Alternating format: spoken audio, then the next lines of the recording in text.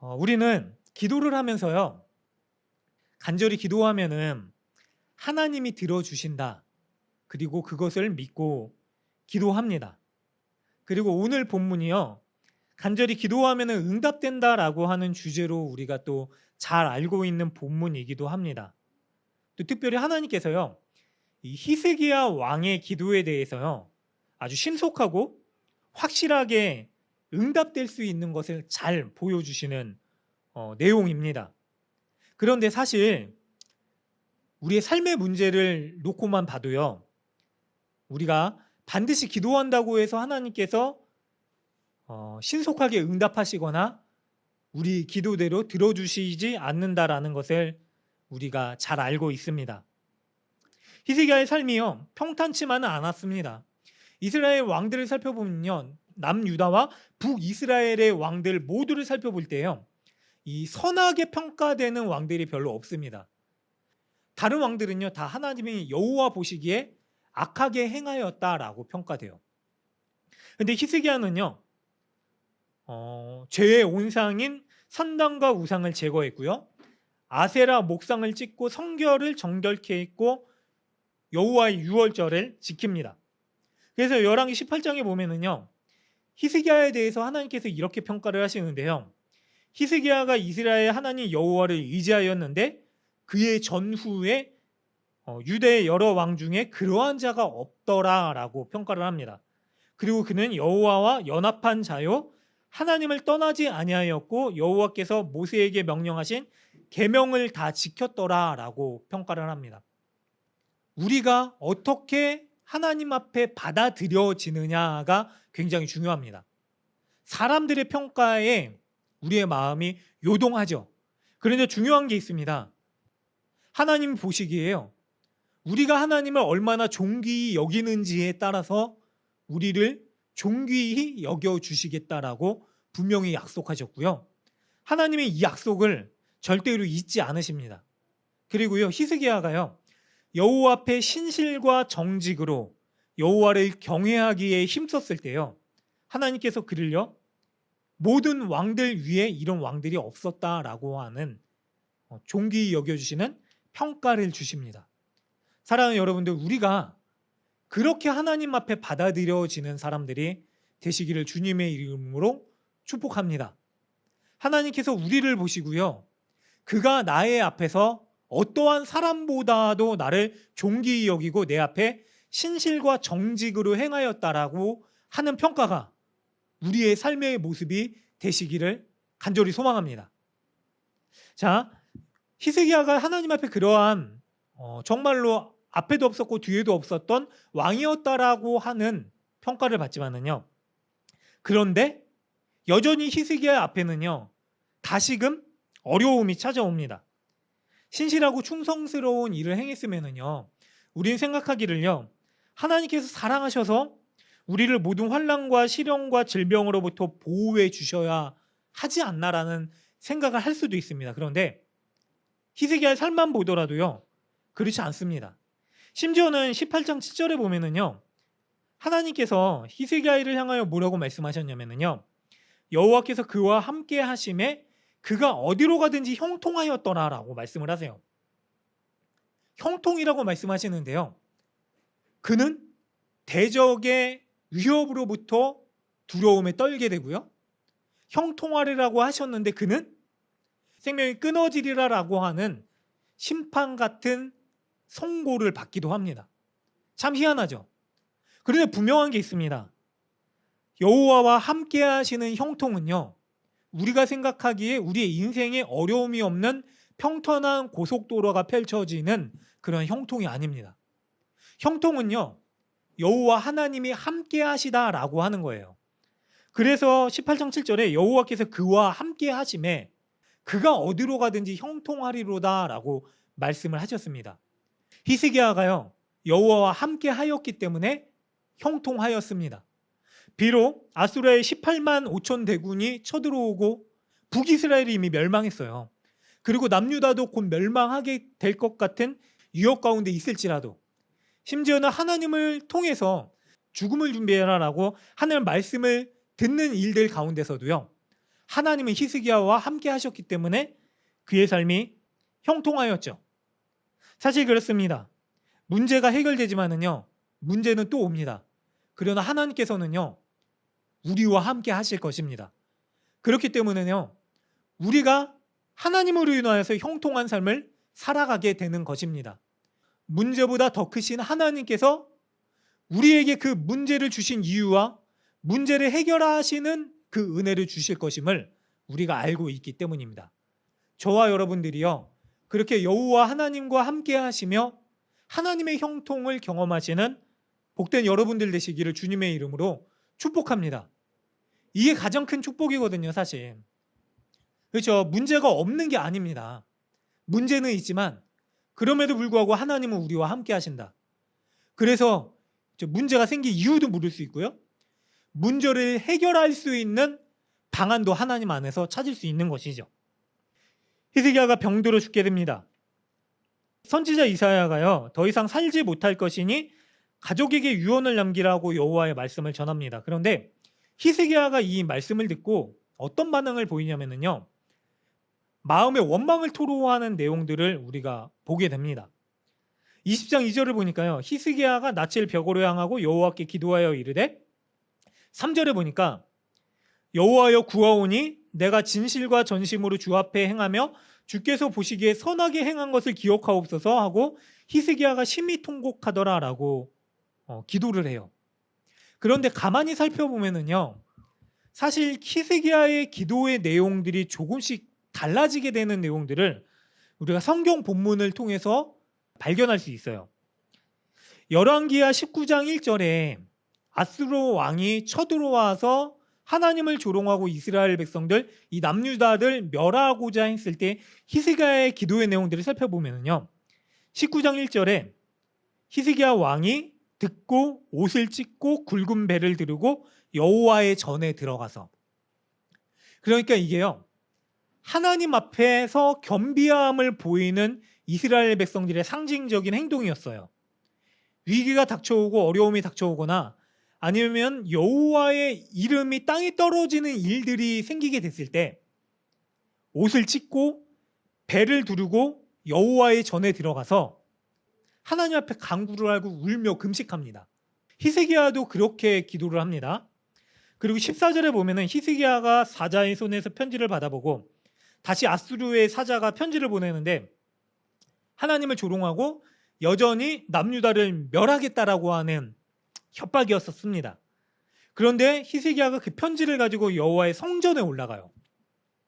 그리고 편지를 여호와 앞에 펴놓고 15절을 보니까 19장 15절에 그 앞에서 히스기야가 기도하여 이르되, 그룹들 위에 계신 이스라엘의 하나님 여호와여, 주는 천하 만국의 홀로 하나님이시라. 주께서 천지를 만드시지 아니하셨습니까? 주의 이름이 땅에 떨어지지 않습니까? 라고 간구를 하죠. 한마디로 뭐냐면요, 여호와의 이름을 위해서 여호와께서 세우신 왕이 간구를 합니다. 그리고 하나님이 그렇게 응답하세요. 그가 스스로의 힘으로 이방 민족들을 멸망했다라고 하지만 그들의 힘을 내가 다 약하게 했고 세상의 섭리 가운데 그를 잠시 사용하였을 뿐이다. 그러나 이제 내가 그를 멸망시키고 그들의 본국에서 다시는 왕 노릇하지 못하게 하리라 라고 말씀을 하세요. 그리고 바로 그 말씀이 떨어지기가 무섭게 18만 5천 명을 사자 한 명을 보내서, 한 명이에요. 그리고 완전히 멸살시키시죠.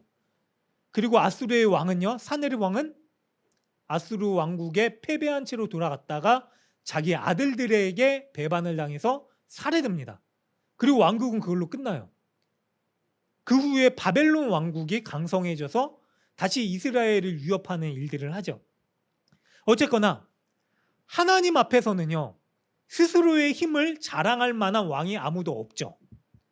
그리고요, 하나님 앞에서는요, 모든 게 하나님의 주권에 따라 달린 것이기 때문에요, 하나님의 섭리에 의존해서 여호와 하나님을 끝까지 붙드는 민족들에게는요, 절대로 패배가 있을 수 없습니다. 지금 잠깐 그들의 죄악 때문에 하나님께서 아수르를 통해서 심판을 하셨어요. 그러나 다시금 하나님의 백성들을 세우시고 하나님의 나라를 세워가는 일들을 역사 가운데 해 나가십니다. 히스기야가요, 그 하나님을 의지해서 여호와의 이름 때문에 하나님을 간구하는 기도를 드립니다. 그런데요, 열왕기하 20장에 보면은요, 자기의 생명에 위협이 처해지게 됐을 때 그는 하나님 앞에요, 이런 쪽으로 기도를 하게 되는 거예요. 이런 분위기로 3절을 보니까 제가 그동안 하나님 앞에 어떻게 했습니까? 진실과 전심으로 하나님 앞에 행하였는데 어떻게 내게 이렇게 할 수 있습니까? 제 생명을 걷어가신다니요, 억울합니다 라고 통곡을 하죠. 하나님 앞에 무릎을 꿇습니다. 그런데 성전에 나아가서 무릎을 꿇은 게 아니라요, 벽을 보죠. 그러니까 하나님 앞에 섭섭한 마음을 토로하고 벽을 본 거예요, 사실. 이스라엘 백성들의 기도의 특징은 뭐냐면요, 정말로 절실한 기도의 제목이 생기게 되면은 성전을 향하여 나아가서 기도를 하죠. 근데 이 왕은요, 벽을 보고 기도해요. 한마디로 하나님 앞에 어려운 마음이 생겼던 걸로 우리가 살펴볼 수가 있게 되죠. 그런데요, 하나님께서요, 이 기도를 들으세요. 자, 5절을 보니까요, 이사야에게 돌아가서 내 백성의 주권자 히스기야에게 이르기를 왕의 조상 다윗의 하나님 여호와의 말씀이 내가 내 기도를 들었고 내 눈물을 보았노라. 내가 너를 낫게 하리니 내가 3일 만에 여호와의 성전에 올라가겠고 15년을 더할 것이다 라고 말씀을 하세요. 하나님은요, 히스기야를요, 하나님의 백성의 주권자로 세우시고 하나님께서 약속하셨던 다윗의 왕국을 계속해서 이루어 나갈 약속의 대상으로서 세우셨습니다. 이게 중요합니다. 왕은요, 공적인 존재죠. 왕은요, 더 이상 자신을 위해서 살아가는 게 아니라요, 하나님께서 부르시고 기름 부음 받은 목적을 위해서 살아가는 사람이 되는 것입니다.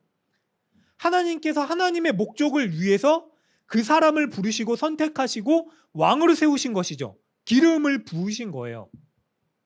그래서요, 공적인 사명을 가지고 살아가는 사람이 됩니다. 그래서 그의 간구와 삶의 목적과 삶의 모든 것들도 마찬가지로요, 자신을 위해서 살아가는 것 같지만 자신을 위해서 살아가는 것이 아니라요, 하나님이 세우신 목적을 위해서 살아가는 사람이 되어야 되는 거죠. 히스기야 왕이요, 하나님 앞에 진실로 그리고 신실로 정직하게 행하였을 때 그는요, 자기의 목숨을 위해서 기도하지 않았죠. 하나님의 백성들을 위해서, 이 나라를 위해서, 그리고 여호와의 이름을 위해서 19장에 기도를 합니다. 그런데 그의 기도가 달라져요. 지극히 개인적으로 바뀌게 되죠. 19장의 기도대로 했으면은요, 히스기야가 이런 기도를 드렸을 법합니다. 하나님, 저는 하나님 나라를 위해서, 하나님 백성들을 위해서 해야 될 공적인 사명이 아직도 남아 있습니다. 하나님, 저의 생명을 저를 위해서가 아니라 하나님의 나라를 위해서 연장시켜 주십시오. 그렇게 하셔야 되지 않습니까? 라고 말했을 법하지만은요, 히스기야는 억울함을 토로하고요, 이기적인 기도를 합니다. 이게 왜 이기적인 기도라고 말씀을 드리냐면요, 다른 병행 본문들 역대하 23장에 보면은요, 히스기야의 마음이 교만하여졌다라고 이야기를 해요. 왜 교만하여졌다라고 말씀을 하냐면은 처음에 히스기야의 모습이 불현듯 사라지게 됩니다.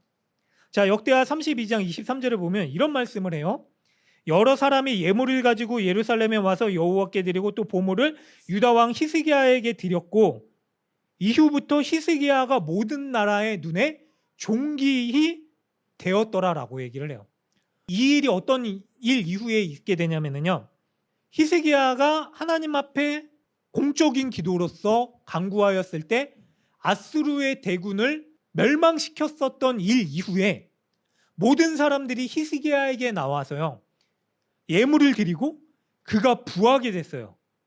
그런데 그가 모든 나라의 눈에 존귀하게 되고 나서 역대하 32장 25절을 보니까 히스기야의 마음이 교만하여 그 받은 은혜를 보답하지 아니하므로 진노가 그와 유다와 예루살렘에 내리게 되었더니 라고 말씀을 해요. 교만하게 되었대요. 모든 사람들이 존귀히 여기게 되는 그 높아짐을 경험하고 나니까 히스기야가 교만하게 되었어요. 보물이 어마어마하게 쌓입니다. 다른 이방 민족의 모든 나라들이 히스기야의 왕을 향하여서 왕이시여 당신이 이 모든 업적을 이루셨습니다 라고 얘기를 했겠죠. 그러니까 히스기야가요 스스로 이룬 이 업적과 성취와에 도취되어서요 사람들로부터 인정받는 것을 현혹되어서 교만하게 되죠. 그리고 결국 무너지게 됩니다. 히스기야 처음에는요 하나님을 향한 열심과 정직과 신실과 여호와의 규례를 따라 지키는 그 순전한 마음을 가지고서요 하나님 앞에 전에도 이런 왕이 없었고 후에도 이런 왕이 없었다라고 하는 평가를 받지만은요 사람들의 평가에 현혹된 히스기야는요 결국 여호와 하나님께 영광을 이 아니라 자기의 영광에 도취된 안타까운 삶을 보이게 되죠. 그리고 나서 바벨론의 사절단이 와요. 아수르가 이제 바벨론과 함께 그 당시 패권을 가지고 있었던 나라였는데 아수르가 멸망해요. 그러니까 바벨론이 이제 다시금 패권 국가로서 서게 되는 거죠. 바벨로니아. 그래가지고 그 중에 사절단을 보냈는데 히스기야가 그 사절단을 보면서 어떤 행위를 하냐면요. 20장 뒷부분에 보면은 왕궁에 있는 모든 것들, 성전에 있는 모든 기물들을 다 보여줘요. 그리고 자랑해요. 그리고 나서 나중에 이사야가 왕이시여 당신이 어떠한 일을 행하였나이까? 라고 질문을 하니까 히스기야가 내가 성에 있는 모든 것들을 성전에 있는 모든 기물들을 다 보여줬다라고 얘기를 해요. 하나님께서 이 이사야를 통하여서 뭐라고 말씀을 하시냐면요. 성전에 있는 기물들이 다 왕궁에 있는 모든 기물들이 다 바벨론에 빼앗겨질 것이고 너의 후손들은 다 포로로 끌려갈 것이다 라고 하는 말씀을 하시죠. 왜 이런 결과가 히스기야에게 생기게 되었을까요? 그가 교만했기 때문이에요. 하나님 앞에 겸비함을 잃어버리고요. 하나님께서 멸망의 상황에서 구원을 주신 것을 잊어버리고요. 모든 사람들로부터 인정을 받게 되니까 그게 자기의 영광이 된 거죠. 결국 지극히 교만하고 그리고 개인적인 자신의 영광을 위해서 살아가게 되는 왕이 되어져 버립니다. 하나님께서요 해시계의 그림자를 돌이키세요. 말도 안 되는 역사를 주셨죠. 그런데 15년을 주시죠. 이 15년은 뭐냐면요 어차피 해시계의 그림자가 시계가 그랬잖아요. 뒤로 돌려도 다시 앞으로 돌아가요. 사실 시계는 제한된 시간이죠. 제한된 시간이다라고 하는 거는 뭐냐면요 하나님께서 왕을 세우시고 이 왕을 통하여서 그렇잖아요. 우리가 아까 읽었었던 본문을 보면은요 20장 5절을 다시 보면은요 너는 돌아가서 내 백성의 주권자 히스기야에게 이르기를 내 백성이 주권자 하나님의 백성이 왕이었던 거예요. 하나님의 통치 대리자죠. 그를 통하여서 왕의 조상 다윗의 하나님 여호와의 말씀이 이 말은 뭐냐면요 하나님께서 너를 통하여서 하나님께서 이루고자 하시는 역사를 이루어 가실 너는 하나님의 대리자고 하나님의 사명을 감당해야 될 하나님의 사명자라고 말씀을 하시는 거죠. 그런데 그가요 그걸 잊게 되는 거예요. 15년의 지극히 제한된 시간을요 자기의 생명이 연장된 것만으로 기뻐합니다. 여러분 우리가 그런 생각을 할 때가 있습니다. 과연 우리가 더 오래 사는 것이 좋은 걸까라고 하는 것. 기독교인들에게 있어서의 이 질문은요 꼭 한번 짚고 넘어가야 되는 질문이에요. 당연히 우리는 오래 사는 게 좋습니다. 그런데 오래 살면서요 우리가 어떻게 하나님 앞에 겸비하면서 하나님이 우리에게 생명을 연장시켜 주시는 그리고 오래 살게 하시는 의미와 목적이 무엇인지를 깨달아 행하면서 살아가는 게 중요합니다. 어떤 말이냐면요 자 나중에 이사야가 이런 말씀을 전해요. 여호와의 말씀이 왕궁의 모든 것과 왕의 조상들이 오늘 쌓아뒀던 모든 것이 바벨론으로 다 옮겨지게 될 것이고 왕의 몸에 날 아들 중에 사로잡혀 바벨론 왕궁의 환관이 되리라. 심지어는 그랬더니 히스기야가 19절에 히스기야가 이사야에게 이르되 당신이 전한 바 여호와의 말씀이 선하니이다 하고 또 이르되 만일 내가 사는 날에 태평과 진실이 있을진데 어찌 선하지 아니하리로 하니라. 좀 이상한 생각 안 드세요? 하나님께서 이사야를 통해서요, 히스기야 당신의 후손들이 다 사로잡혀 가가지고 왕국의 보물도 다 뺏길 것이고, 그리고 당신의 후손들은 심지어 바벨론 왕국에 끌려가서 황관이 될 것이다 라고 얘기를 해요. 근데 히스기야가 뭐라 그랬냐면요, 여호와의 말씀이 선합니다. 왜 선하냐면은 만일 내가 사는 날 동안에 태평과 진실이 있을진데 어찌 선하지 아니하리로 하니라 라고 얘기를 해요. 잘못된 거 아닙니까? 19장에서의 히스기야의 모습을 보면 당연히 옷을 찢고 베옷을 입고 금식하고 통곡하면서 여호와의 성전에 나가서 모든 백성들한테 금식을 선포하고, 우리가 여호와 앞에 범죄하였나이다, 하나님을 의지하지 않고 내가 내 손으로 이룬 거라고 착각한 이 보물을 사람들한테 자랑했습니다 라고 회개했어야 됐습니다. 근데 회개하지 않아요. 심지어는 뭐라 그러냐면 자기 후손 때들이 다 멸망할 것이고 포로로 끌려가서 황간이 된다라고 하는데도 내 때에 이 일이 이루어지지 않았으니까 선하다라고 얘기를 해요. 말이 안 되는 거죠. 히스기야의 교만이요, 그의 통찰을 가리고요, 하나님이 주셨던 분별력이 무너지게 되고요, 결국 지극히 이기적인 자신을 위한 왕으로서 전락하게 되는 모습을 보게 되는 거죠. 여러분, 우리의 모습도 이런 모습일 때가 많이 있습니다. 예를 하나 들까요?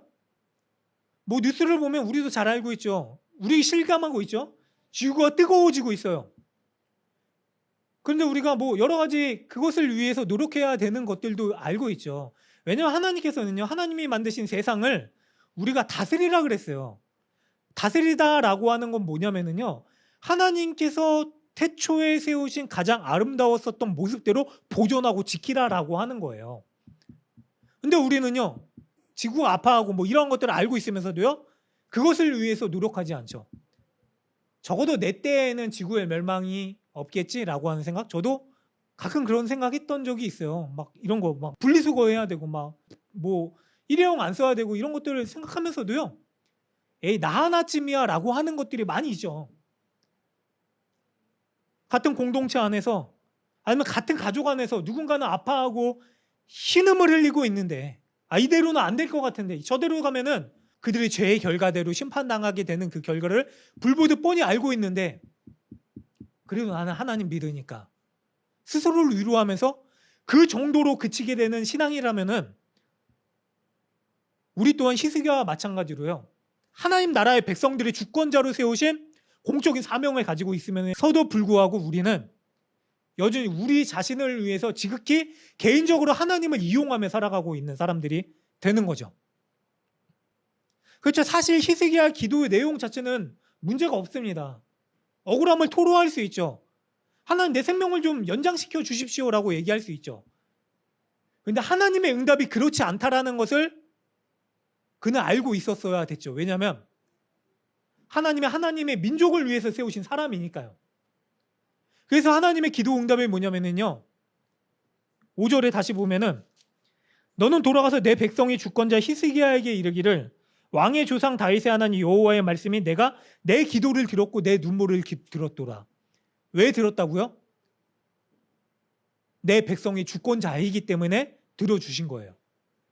그리고 주권자라면은요, 하나님께서 하나님의 주권자로 세우셨기 때문에 하나님께서 생명을 연장시켜 주신 이유와 뜻을 물었어야 됐죠.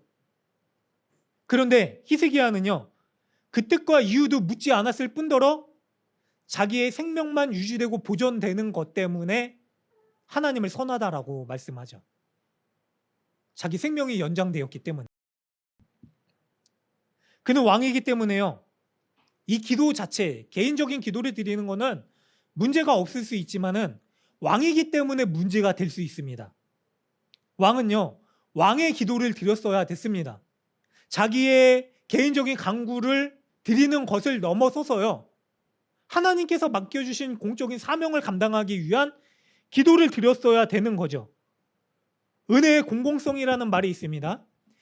하나님께서 우리에게 은혜를 주신 이유는요, 지극히 우리 개인의 만족을 위해서 주신 게 아니라요, 하나님께서 주신 은혜를 가지고 나아가서요, 그 은혜를 통해서 누군가 하나님께서 의도하신 목적에 맞게 그 은혜를 전달받도록 하기 위해서 주신 것입니다. 기도도 마찬가지입니다. 하나님께서 우리에게 기도라는 것을 가르쳐 주실 때에 예수님께서 우리에게 가르쳐 주신 기도의 내용들이 뭐죠? 너희는 먼저 그 나라를 위하여 기도하라. 그리고 나서 우리 지극히 개인적인 일들까지도 하나님께서 책임져 주실 은혜를 경험하라 라고 하는 내용들이죠. 하나님께서 우리를 세우신 이유를 따라서 기도하라 라고 하는 말씀입니다. 그런데 히스기야는요, 처음에 그리했지만 점점 교만하여지고 세상 사람들의 인정받는 것에 만족을 누리면서 역대하 32장에 보니까 그가 교만하여졌더라. 하나님은 온데간데 없고 왕권을 가지고 지극히 개인적인 이유를 위해서 살아가는 사람이 되었죠. 사랑하는 여러분들, 하나님께서는요, 하나님께서 세우신 사람들을 통해서 기도라는 은혜의 도구를 능력으로 주셨습니다. 근데 중요한 게 있습니다. 이 기도는요, 응답받는 것에만 만족되어서는 안 되고요, 하나님께서 응답을 주신 이유와 목적을 생각하면서 우리가 간구하고 그 뜻에 맞게 살아야 됩니다. 기도는요, 응답받기 위해서 하는 게 아니라요, 우리가 하나님께서 주시는 응답을 경험하고요, 그 응답을 주신 이유가 무엇인지를 생각하고 그 목적을 위해서 나아가야 된다라는 것이죠. 히스기야에게 15년 생명을 연장시켜 주신 이유가 있습니다. 하나님께서 히스기야의 생명을 처음에 거둬가시겠다라고 말씀하셨을 때 뭐라고 말씀하시냐면요, 너의 집을 정리하라 라고 말씀을 하세요. 집을 정리하라 라고 하신 말씀은 뭐냐면요, 너의 왕위를 정리하라 라는 거예요. 그래서 다음에 세우게 될 왕을 준비시키고 그가 하나님께서 하나님의 백성을 위해서 세운 대로 통치할 수 있도록 그를 준비시켜라 라고 하셨던 거죠. 그러면 히스기야는요, 15년 생명을 연장받는 것에만 만족해서 즐거워할 게 아니라 15년 동안 무엇을 했어야 됐을까요? 다음 왕위를 준비시켰어야 됐죠. 그런데 어떤 결과가 나타났는지 아세요? 히스기야가 죽고 다음 때에 므낫세라고 하는 왕이 되는데, 이 므낫세는요, 이스라엘 남유다를 통틀어서 가장 악한 왕이라는 평가를 받게 돼요. 그가 55년 동안 이 남유다를 통치하는데 히스기야가 다 철폐시켰었던 우상을 다시 세우고 여호와의 성전에 가증한 것들을 세우고 남유다의 백성들이 우상을 섬기게 하고, 그리고 온통 하나님이 보시 가장 악한 짓들을 행했었던 왕이 되게 되죠. 히스기야는요, 15년 더 살아서 오히려 남유다가 완전히 망해버리게 되는 결과를 낳게 되죠. 다음 때에 가장 악한 왕이었던 므낫세에 의해서요, 남유다는 완전히 멸망의 기로에 서게 됩니다. 왜 이렇게 되었을까요? 히스기야가요, 응답받는 것에만 젖어들어서 응답받고 나니까 끝이 된 거예요. 내 후손들이 다 포로로 끌려가서 환관이 될 것이다 라고 하는 말씀을 들었음에도 불구하고 내 생명 연장되었으니까 나는 만족합니다. 하나님 생명 연장시켜 주셔서 감사합니다. 당신 선하십니다 라고 하는 것으로 끝나게 됐을 때 그는 자신의 공적인 신분과 자신이 무엇을 했어야 되는 왕인지를 잊어버리게 되고 응답의 이유와 목적을 묻지 않고요, 그렇게 전락하게 되는 왕이 되어져 버렸죠. 생명을 연장시켜 주셨으면요, 우리가 이런 생각을 해야 돼요. 이유를 물어야 돼요. 뜻을 물어야 됩니다. 하나님, 내게 왜 이 응답을 주신 이유가 무엇입니까? 근데 히스기야는 그게 없는 거예요. 하나님께서 기도 응답을 해주셨는데 그 기도 응답에 대한 의미와 목적을 구하지 않은 채, 찾지 않은 채 그냥 자기가 응답받은 것에 도취되고 만족돼서 그걸로 끝이에요. 그리고 그 다음 때 가장 악한 왕이 세워지죠. 여러분, 우리가 하나님께 동일하게 부름받은 하나님의 사람들입니다. 그래서 부름받았다라고 하는 거는요, 하나님의 은혜의 공공성을 가지고 살아가야 되는 존재가 되었다라고 하는 거죠. 그래서 우리는요, 하나님께 마음껏 간구하고 기도를 드리되 기도 응답을 경험하고 그 기도 응답을 경험하게끔 하신 이유가 무엇인지를 구하고 찾고 행하며 살아가야 되는 거죠. 하나님께서 우리에게 기도 응답을 주신 거는요, 그 이유와 목적이 있기 때문에 응답을 주신 것입니다. 그렇잖아요. 차라리 히스기야는요, 하나님의 기도 응답이 없었던 채로 왕조를 정리하고 끝났으면 더 하나님 앞에 인정받는 인생으로 마감되었을 수도 있습니다. 도리어 15년 생명 연장을 받음으로 인하여서요, 그는 도리어 자기의 왕조를 준비하지 못했을 뿐만 아니라 가장 악한 왕을 낳게 되는 결과를 초래하게 되죠. 마찬가지입니다. 하나님의 부르심을 받는 순간은 우리 모두는요, 하나님의 은혜를 가진 공적인 존재가 됩니다. 그리고 세상과 깊이 연관된 삶을 살아가게 되죠. 세상에 영향을 끼칠 수 있습니다. 근데 이 영향이요, 우리로 하여금 악한 영향이 될 수도 있고 선한 영향이 될 수도 있습니다. 하나님께서는 우리를 향해서 은혜의 공공성을 가졌기 때문에 이렇게 말씀하셨습니다. 베드로전서 2장 9절에 그러나 너희는 택하신 족속의 왕같은 제사장들이요 거룩한 나라요 그의 소유된 백성이니 이는 어두운 데서 우리를 불러내어 그의 기이한 빛에 들어가게 하신 이의 아름다운 덕을 선포하게 하려 하심이라. 아름다운 덕을 선포하게 하시기 위해서 우리를 왕같은 제사장이요 그의 소유된 나라로 불러주셨대요. 그런데 우리는요, 왕이 되었다라고 하는 것에만 만족해서 살아가죠. 내가 왕이기 때문에 언제든지 하나님 앞에 기도하면은 하나님께서 나를 왕처럼 이 땅 가운데 살아가게 해주실 것이다 라고 하는 것으로 끝나게 돼요. 제사장의 역할을 등한시해요. 제사장의 역할이 뭐죠? 제사장은 먼저 자기를 위해서 예배하는 사람입니다. 근데 우리는 예배하지 않죠. 삶 가운데서 예배하고 간구해야 되는 기도의 행위를 하지 않죠. 제사장은 공적인 존재잖아요. 자기를 위해서 예배하고요, 다른 사람들의 죄를 위해서 제물을 잡아드리고 온몸 피와 땀이 범벅이 되도록 하나님 앞에 각을 떼고 불을 드리고 금식을 하고 정결케 하고 회개와 간구를 민족을 위해서 기도하죠. 속죄의 제사를 드립니다. 그런데 우리는요, 우리를 위해서 기도하지 않을 뿐더러 우리를 위해서 더 예배에 힘쓰지 않을 뿐더러 다른 사람을 위해서 예배하고 기도하는 일들을 완전히 등한시했죠. 그리고 나서 뭐라 그랬냐면요, 나는 왕이니까 하나님 나를 왕 같은 자가 되게 해주십시오. 내가 왕으로서 세상 가운데 군림하면서 사람들의 왕으로 인정받으며 살아가게 해주십시오 라고 하는 기도로 신앙으로 전락하게 되어져 버렸기 때문에 세상 가운데서 기독교인들은요, 어떻게 되죠? 거부감을 느끼게 되는 시대를 살아가게 됐습니다. 근데 하나님께서는요, 우리를 그렇게 부르지 않으셨거든요. 왕노를 탈 자이지만 지극히 큰 왕 중의 왕이신 예수 그리스도께서요, 이 땅 가운데 내려오셔서 세상을 통치하시고 세상 위에 군림하셔서 그의 힘으로 누리시는 왕이 아니라요, 지극히 겸손한 대제사장이 되어주셔서 우리를 위해서 자기의 생명을 담보로 제물로 드리시고 섬김의 왕으로서 행하여 주셨듯이 우리는 섬기는 제사장으로, 섬기는 왕으로 살아가야 되는 것이죠.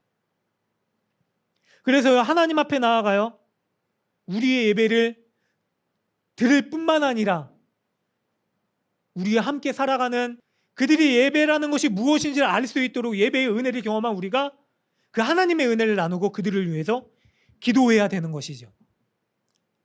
일터 가운데 함께 일터의 삶을 영위하는 사람들에게 하나님의 은혜가 무엇인지를 보여주고 그들에게 눈물로 기도해야 되는 사람들이 되고요,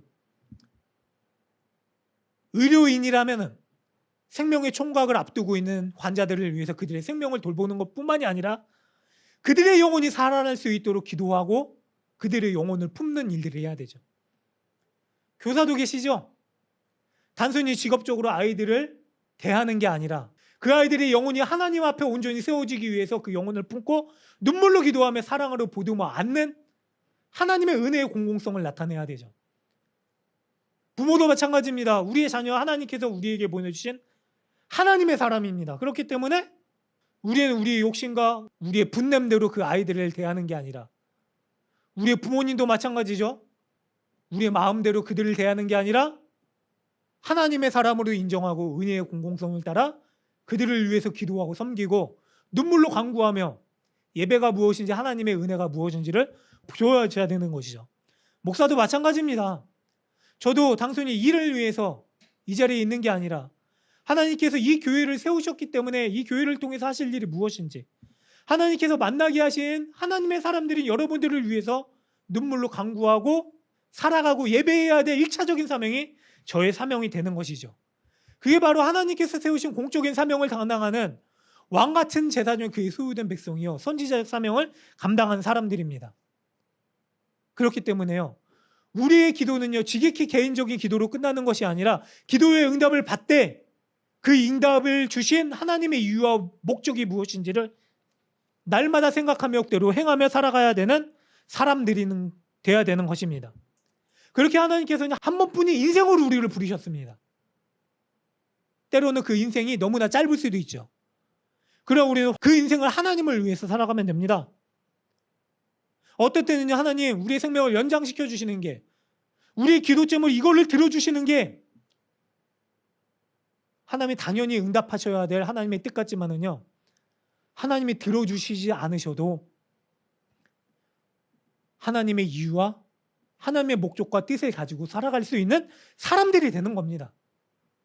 살아가는 여러분들, 저와 여러분들이요 복음의 종기성을 상실한 이 시대에요 여전히 교회의 사명과 하나님의 목적과 이유를 보여주고 선포할 수 있는 복된 여러분들이 되시기를 간절히 소망합니다. 이기적으로 살아가는 게 아니라요, 그냥 나를 위한 기도가 아니라요, 하나님이 목적을 주신 세상을 위해서 눈물을 흘리고 하나님이 목적을 주신 그 뜻을 위해서 우리의 마음을 찢고 하나님 앞에 나아가 주의 영광된 이름을 위하여 살아가는 복된 저와 여러분들이 되시기를 간절히 소망합니다.